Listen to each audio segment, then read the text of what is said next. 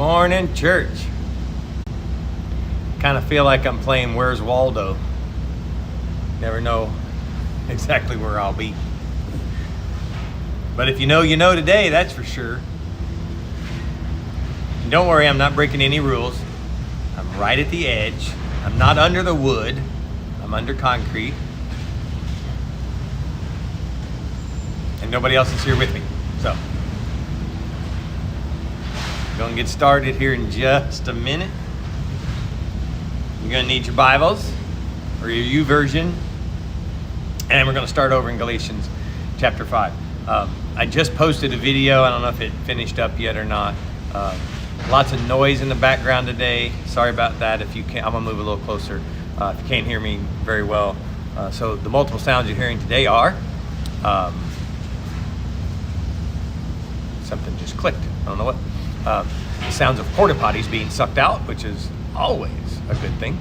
And that excavator in the very back has started tearing down the retreat center. So there's a lot of noise there. And I posted a video of that getting started, so if y'all want to see that, if you can handle that, which is kind of where we're going to be today. We're taking a break from Nehemiah only because in true Sean fashion, I didn't pay attention to the calendar. Today is the first Sunday of Advent, and today is hope. And I want to talk a little bit about hope, but probably not in the way that you're used to, because that's just the way I am. There's a couple of things to compare this to, or before we talk about hope, we got to kind of talk about the backwards of it. So I want to give you Galatians 5:14 through 15 first. Sherry Warren, reading from the NIV version. Paul says this: for the whole law can be summed up in this one command: love your neighbor as yourself. We all know that. That's a verse we've all heard. But the second one comes, or the second verse, we don't pay as much attention to. Love your neighbor as yourself. But then he goes on, he says, but if you're always biting and devouring one another, watch out. Be aware of destroying one another. Love your neighbor as yourself, but be careful, is what he's saying. So, and then there's nothing driving this, except I wanted to talk about hope.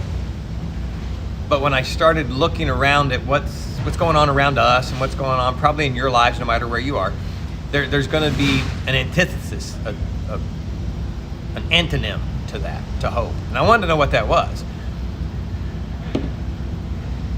So let me give you the definition of hope that Webster, that great guy Webster, he gave us all kinds of definitions. And hope was one of them. Sorry, got to flip around.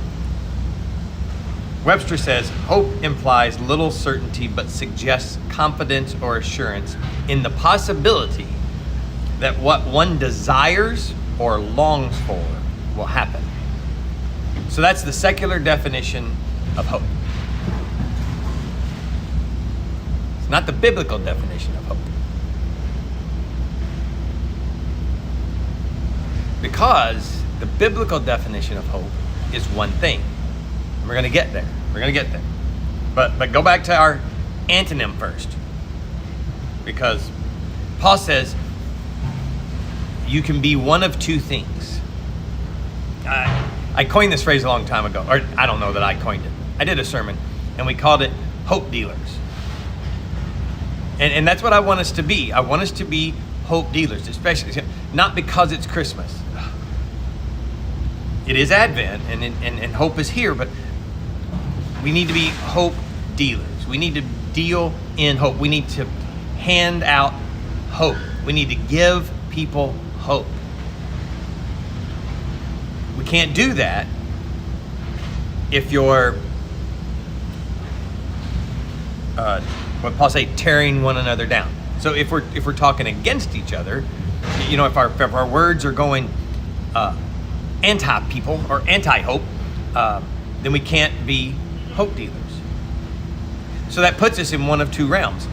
We're either this, let me give you one, Proverbs 12:18. Some people make cutting remarks. A cutting remark. You know what a cutting remark is? It's something that it doesn't build up. We said this many times ago. You're either building up or you're tearing down, and that's very apropos for today, because I'm trying to build you up while somebody in the back, right over there, is tearing down. Building up or tearing down. Hope. Do you have hope when you hear that going on? Do you hear hope when you see that video going on? Does that give you hope? I hope not. It's gonna be hard to do this and keep it straight. I hope that doesn't give you hope. Would you have more hope if it came and I said, hey, everything about our building is back. They said we could just, fix it. It's cheap, relatively speaking. And we'll be able to move back into this building up here, and we'll be able to have church services. Would that give you hope? I hope not. I did it again. I hope not. You see, there's a thing that we as people get our hope on stuff and circumstance and things, opportunities. Do you have hope in an opportunity? We had great Thanksgiving this week. People came, it was crazy. I love giving the numbers because I'm a numbers guy. We served 425 plates. I don't know if somebody was giving a plate, stashing a plate, giving a plate, stashing a plate to get, I don't know. But no, we tons of people were here. We really didn't count, but that's how many plates disappeared. And someone came up and they said, this gives me hope. And that sort of cut me a little. It did, not gonna lie, because that shouldn't give them hope. That's temporary hope. That hope is a hope that falls away, that fades. Jim Adderholt was with us at Thanksgiving, and y'all saw Mike Penn's comment, and that was awesome. He's a great guy. He just prayed with us, literally came in, prayed with us, didn't want anybody to know that he was coming, asked us to keep it a complete secret. We did. And he walked around, and he never, he was just like, the church didn't fall. And I thought for a minute he was talking about the building. But as we were walking, he was like, because the church was built on the rock. And it can't fall. And I was like, now that's cool. That's a guy who gets it. That's a guy who gets it's not about here and there, and it's about everywhere. It's about the church. That's hope. I posted a picture of a young lady who came by, and Mary Alice had found her at the shower trailer out there, and that young lady had been, I don't know if she was trafficked or what was going on, but she had started staying at a house, and this guy was abusing her, holding her hostage, so to speak. We didn't really get into it. That wasn't our deal. But Mary Alice started loving on her, and they came and hung out with us all day, both meals. And the young lady walked up, and she was just like, I need to get out of here. And I'm like, that's absolutely. I just need to get back to Kansas City. And I said, let's just buy you a ticket. And she said, oh my gosh, that gives me so much hope. Like, okay, I understand what you're saying. But as the communications kept going, Mary Alice was listening, and then Mary Alice took her, and they were driving, and Mary Alice was able to say, there's things bigger than just a bus ticket. They're good, they're nice, they help, they get us kind of what we need, but there's more. There's a guy named Jesus. And the girl was like, okay, tell me more about that. So when Adriana came back that night, she told us, I found God. And Mary Alice told us that the girl's countenance completely changed from just being beat down, from being, even after the bus ticket, her countenance was still kind of, yeah. But after she said, I met Jesus, I found God, everything about her lifted. That's hope. That's hope. Because I'm finding my verse because I want to make sure I state it right. Paul over in Romans 15:13, same guy who was telling us, kind of watch. We can either be hope dealers or we can be fault finders. Is where he was at. He was, Pharisees were always fault finders, and they were always just worried about tearing you down or, whatever. But Paul says, may the God of hope fill you all with joy and peace as you trust in him. Why? So that you may overflow with hope by the power of the Holy Spirit. Paul was a chief hope dealer. But it was never about a circumstance. It was about this relationship. See, God is the God of hope. And God is the God of hope because Jesus is defined as our hope. 1 Timothy says, or he calls Jesus our hope. Jesus is hope. You know how God is love, Jesus is love. Jesus is hope. Titus 2 calls Jesus the blessed hope. 1 Peter calls Jesus the living hope. You see, I want to hand out hope that lives. Now, you can pick any website you want to go to. You can pick multiple Facebook groups. And I did it this morning for a purpose. There are people out there who are putting out, stories about what's going on the beach. And some of them have this flair that teach us about all the developers who are coming in and buying stuff. That's happening. They're telling us about things that aren't surviving, and that's bringing negativity, sure. And then there's the, I don't call them fluff, but it's kind of fluff. It's always on the positive. There's always this, look at what's coming now. Look at what's new. Margaritaville's kicking back 100% labor force starting Monday. Yeah, and people are responding. Go back out here and look. That gives me hope. That gives me hope. Now, on the other side of the people who are like, developers are buying everything and everything's going to be big and it's going to be crazy and it's really going to take this long, and this side over, no, it's not going to take this long at all. So you got no hope over here and hope over here. And you see how fleeting that is? It's called fleeting hope.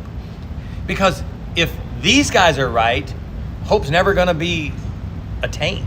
If these guys are right, hope is built on some stuff and a situation. But what happens if something changes? What happens if these people are wrong?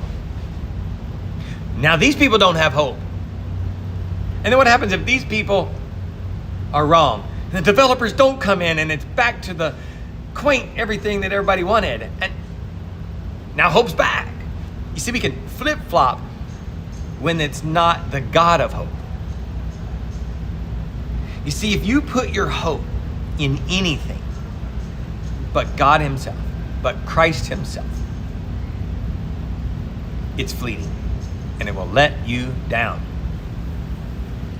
It'll knock you down. I don't want to encourage a community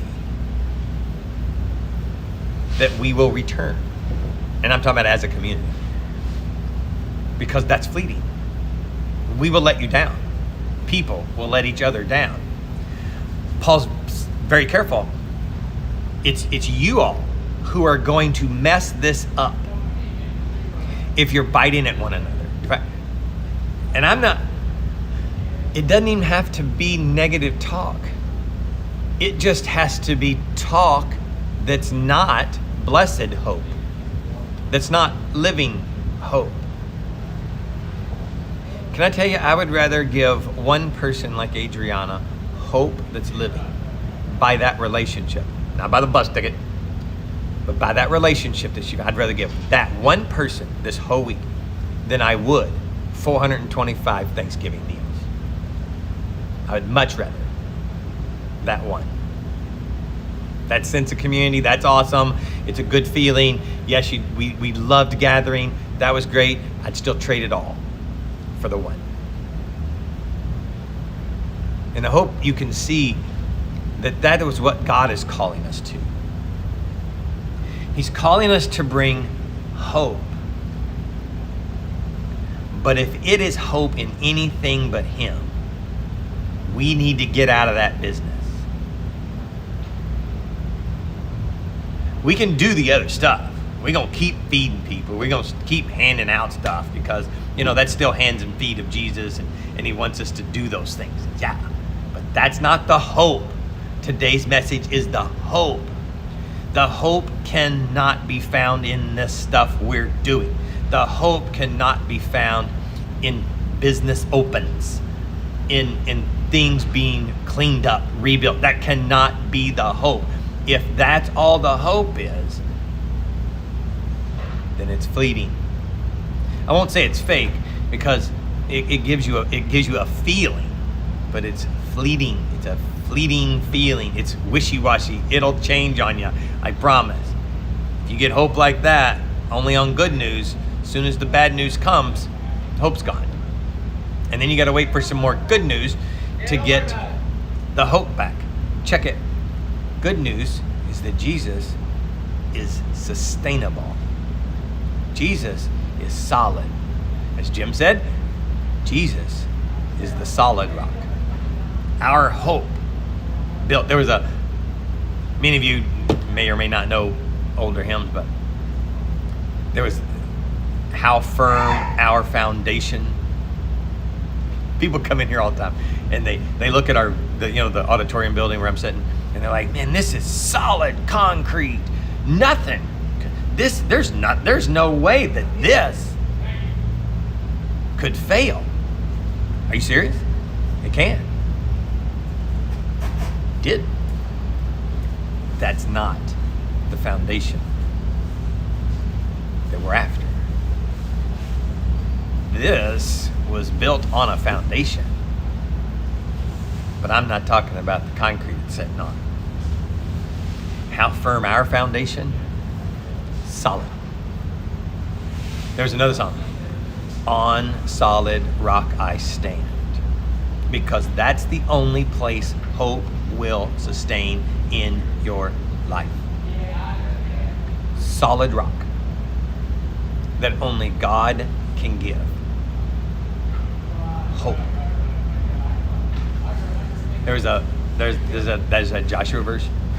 I know the plans I have for you. I plan to prosper you. A hope and a future. Wasn't hope in a future. It was God promising hope. Jesus. He said, I know the plan. I already wrote the plans. Not to make you prosperous. To prosper you does not mean to give you stuff to be prosperous. It means to make your life invaluable. That's prosper. A hope, Jesus. A future, not down here. That's not the future. The hope in the future is Christ and Christ alone and heaven together. That's hope in the future. So let me challenge you a little bit as you go through Advent. Maybe many of you didn't know Advent was today. I know it's, like I said, it was off my mind. But as you look for hope, can you find it every day in a solid space called Jesus? Can you find it regardless of circumstance? Regardless of physical futures? Regardless of things disappearing, flat start over. Can you find hope even in the midst of those things? I hope so. You're gonna maybe catch yourself, as I've done today many times, if you start using the word hope, and maybe check yourself a little, or make it, it just twinges me whenever I say I hope. I do hope for you that Jesus is the solid foundation you stand on, that will never fall, will never go away. I don't know if we're going to do Advent sermons all 4 weeks before Christmas. I don't know. We'll see. But today, hope.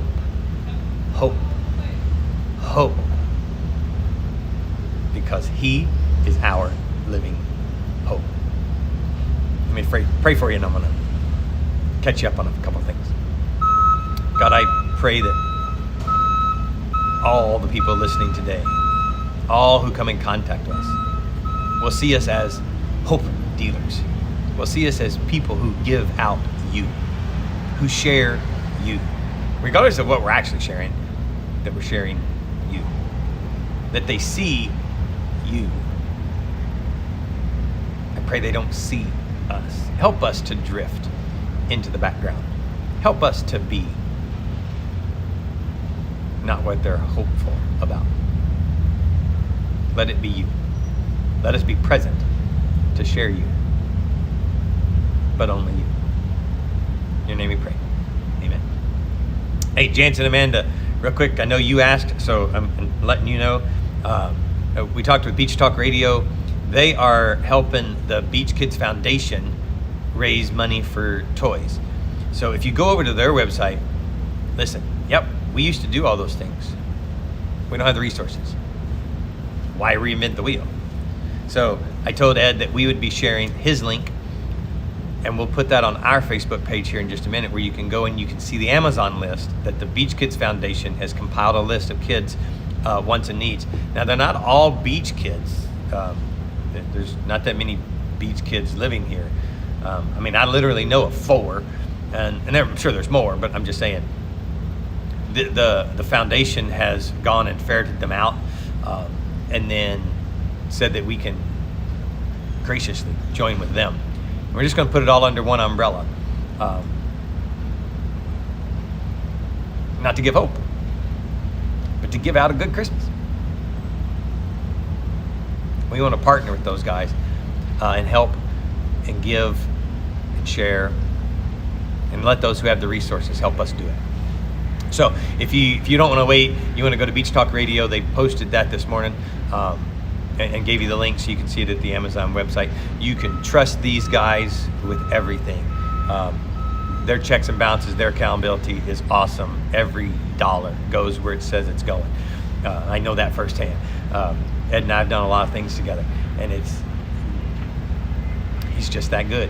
So we want to lift him up, let him keep doing what he's doing. Second is we'll be giving out food. Here's a plea, a really big plea. We're doing what we can do as a church, and that's all we can do. Erica needs hands and feet as well. If you're in Fort Myers and you can help us shop for food, that's like a big piece of the puzzle. If you'll just contact me, you need to contact me on my cell phone, 239-247-1029, or text me on that same number, 239-247-1029. Let me know that you want to help, okay? Just let me know you want to help with a contact information, either your cell phone number or your email. And we're going to compile a list of and what you can help me do. We need you to help with the food. We need you to help get the food. And then we need people who can help serve the food, cook the food. One of Beach Talk Radio's volunteers called me, said he can cook lunch and dinner one day each week. So he's going to take one of the days. We're going to go to serving 2 meals a day, 5 days a week. And we're committing to do that probably till at least Christmas, unless, other things change. As if there's people that need, then we're going to keep supplying. Craig has also talked about now getting into grocery giveaways. Harry Chapin has said they will bring us groceries, so we're going to try to bring up the market again and get groceries to people, because if we can just get food in their hands, even if we don't have to cook it, awesome. That'll be a great help. So be watching for those things, hopefully coming out this week. Craig, if you're watching, still ready, so let's go. So there's that. We need you to volunteer. We need help. That's all there is to it. We got our engineering done on the parsonage. It's structurally okay. As you know, Retreat Center's not. Still waiting on the big building. Takes a lot. It's a big one. It's really expensive. So just waiting on that one. But we're trying to get temporary power turned on at the house. If any of you are electricians and you're licensed in Lee County and can help sign off on the temporary power pole, I put it up yesterday, got it all wired in. If you can sign off on that, we can get FP&L to get us some temporary power. It'll light up the camper at least, and then we can get some power up to the house based on that temporary power pole. Also, we could supply power to the kitchen. We're kind of piggybacking off of FEMA generators right now. We don't know how long that can last. They're not really shareable people, but that's okay. Their resources are allocated. I get that. So we're trying to get sustained on our own, and we're now focused on that. So if you can help us with that, same phone number, 239-247-1029. Text me, call me. Hey, if you're an electrician or you got an electrician, don't give me their number. Go ahead and call them and say, hey, you want to help? Call this guy. Have them get us. We're ready. We're ready. We need to just come help us on that particular process. So other things going to happen this week, we hope. And Dad will be here. I've got to go up to Plant City and help Staples Allen in a job for Monday and Tuesday. So Dad's going to be here this afternoon. And then him and Sherry Ann will be here Monday, Tuesday. And then I'll be back here Wednesday. We'll do service from here. Working on a plan for the weekend and see what... Look, I got a text message right in the middle of church. Thanks, Corey.